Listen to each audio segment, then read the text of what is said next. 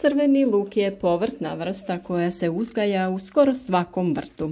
Bliži se i vrijeme njegove sadnje i trebamo se pripremiti, nabaviti sjeme, isplanirati mjesto u vrtu gdje bi mu najbolje odgovaralo ove godine. Ukoliko želite, zapratite naš kanal kako bi na vrijeme dobili sve potrebne savjete kako da vaš vrt bude još uspješniji i zdraviji. Svaki dan donosimo novi video i novi savjet. A kako bi dobivali obavijest kada video bude live, kliknite na znak zvonca.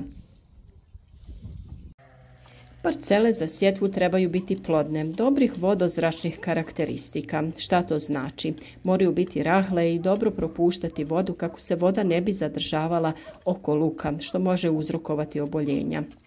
Tlo također treba biti slabo kisele do neutralne pH reakcije zemljišta. pH vrijednost tla u kojem će se uzgajati luk mora biti između 6 i 7. Na isto mjesto luk dolazi tek 4. godine i vrlo je važno da se pridržavate plodoreda kako bi spriječili oboljenja i pojavu štetnika. Luk se sadi poslije kultura koje su pognojene stajnjakom i koje ostavljaju nezakorovljene parcele. Dobri predusjevi za crveni luk su kupus, mrkva, grašak, grah, tikvice i slične povrtne vrste.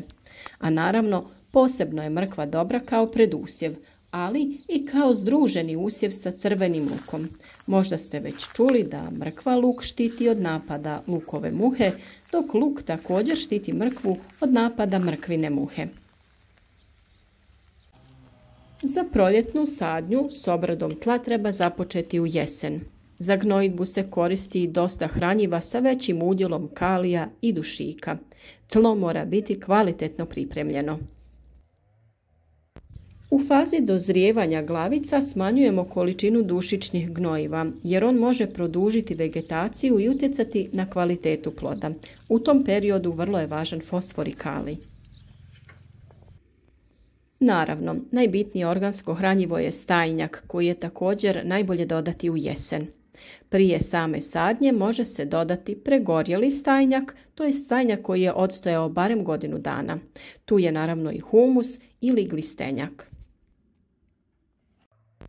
Tako ćemo popraviti strukturu tla i dodati vrlo važne mikro i makroelemente. Naravno, pored toga je potrebno dodati i kalij kako bi imali zdrave i otporne plodove koji dodajemo posipanjem pepela. Nakon dodavanja stajnjaka potrebno je zemlju dobro promiješati kako bi bila rahla i pogodna za sadnju. Prvo što smo mi uradili prije same sadnje jeste posuli drvenim pepelom naše gredice. Pepeo će djelovati kao dezinficirajuće sredstvo, kao zaštita od štetnika i kao hranjivo. Protiv puževa, protiv lukove muhe, kao dodatak kompostu ili za obogaćivanje tla. Pepeo nastao sagorijevanjem drveta koristi se u vrtovima za brojne namjene. S obzirom na to da je pepeo nastao sagorijevanjem biljaka, on sadrži 13 osnovnih elemenata potrebnih za rast biljaka. Izvrstan je izvor kalcija, kalija i mikroelemenata za vrt. Njegova glavna zadaća u tlu je smanjenje kiselosti sredine, a luku je to prijeko potrebno jer ne voli kisela tla. Veliki je broj sorti crvenog luka koje se međusobno razlikuju prema namjeni, vremenu sjetve, obliku, boji i veličini glavice, prema ljutini i otpornosti na bolesti. Naime, razlikujemo sorte koje su namijenjene za potrošnju mladog luka. To su one malo krupnije lučice. I imamo onaj za svježu upotrebu te onaj za čuvanje.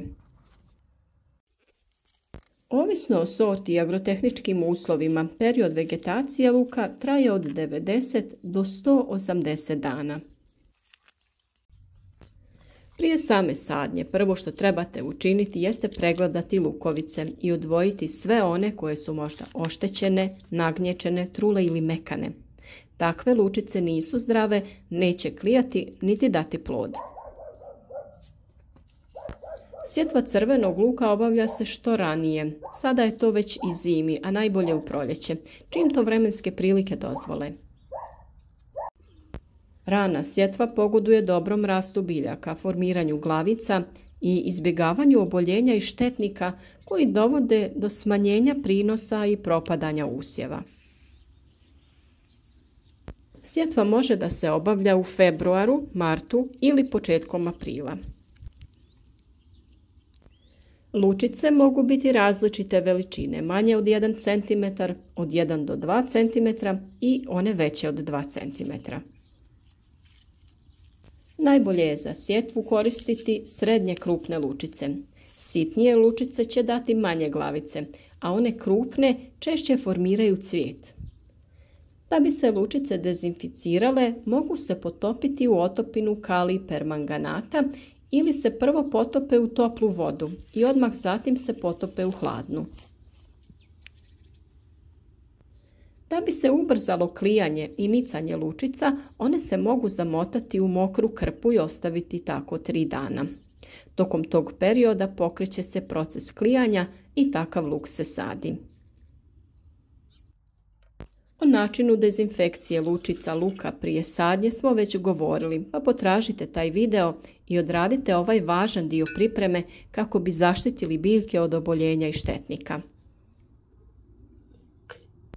U kontinentalnim dijelovima sadnja luka se obavlja krajem februara, u martu ili početkom aprila, a tačno vrijeme najviše ovisi o temperaturi tla i zraka.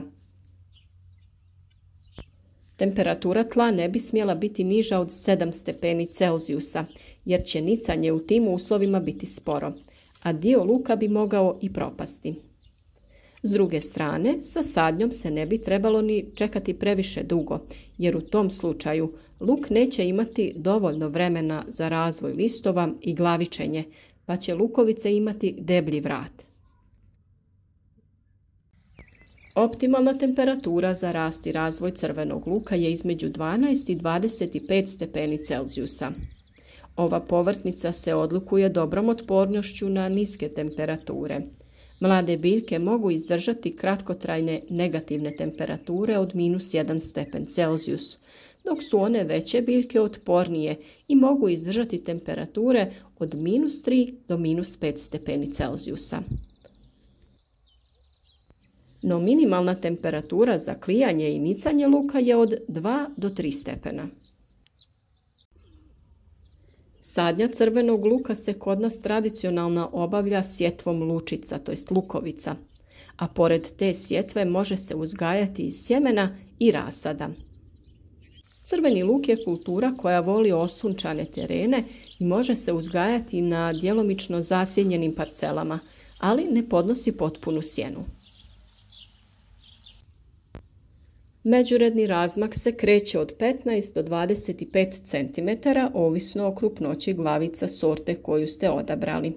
Razmak u redu je od 7 do 8 cm. Dubina sadnje kreće se do 6 cm, a lučice trebaju biti prekrivene sa barem 2 cm rastresite zemlje. Kod sadnje je najbolje saditi lučice u redove ili u prethodno pripremljene rupice koje smo napravili nekim klinastim alatom ili sadilicom. Mi smo malo bili kreativni i napravili ovu praktičnu napravu. Koristili smo plastične boce koje postavite na željeni razmak te laganim pritiskom u rahlu zemlju pravite udubljenja za redanje lukova. Mogu se napraviti i plitki kanali u koje na ravnomjeran razmak sadite luk. Lagano ga utisnete u zemlju kako bi čvrsto stajao. Tako se prilikom zagrtanja neće desiti da se lučice sruše, jer bi to uzrokovalo nepravilno nicanje i rast. Nakon toga samo oprezno i lagano zagrnite zemlju preko lučica. Ukoliko je zemlja rahla, možete samo lagano utisnuti lukovice na potrebnu dubinu i samim tim ubrzati proces sadnje. Ali u tom slučaju zemlja mora biti jako rahla kako ne bi pritiskali lučice i pri tome ih oštetili. Osim odgovarajuće temperature, za rast luka potrebno je i puno vode, pa nasade treba redovito zalijevati. Navodnjavanje je posebno važno u početnoj fazi rasta i tokom razvoja u proljetnim mjesecima. Može se vršiti sustavom kišenja ili sustavom kap po kap. Za vrijeme sušnih razdoblja treba ga intenzivnije zalijevati. Kod uzgoja luka velik problem predstavljaju korovi. Kod direktne sjetve mogu izrasti i prije luka, pa ga na kraju uguše. Stoga sve dok se biljke ne oblikuju, nasade treba i redovito okopavati i plijeviti. Okopavanje treba obavljati oprezno jer je korijenje relativno plitko. Najčešće su dovoljna 2 do 3 kultiviranja.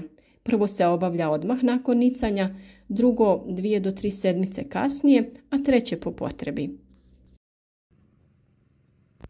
Kao i svaka biljka, tako i luk ima svoje nametnike i bolesti poput lukove muhe, moljca, plamenjače, truleži, uslijed dugotrajnih kiša i drugih pojava. Dezinfekciju i prevenciju smo uradili dodavanjem pepela, a o borbi protiv ovih drugih pojava pričati ćemo na vrijeme u nekom drugom videu. Naš rad podržite sa lajkom ispod videa. Ukoliko video smatrate korisnim, podijelite ga sa prijateljima i družite se s nama u narednom periodu, jer ćemo na vrijeme govoriti o svim radovima, problemima pri uzgoju i naravno njihovim rješenjima.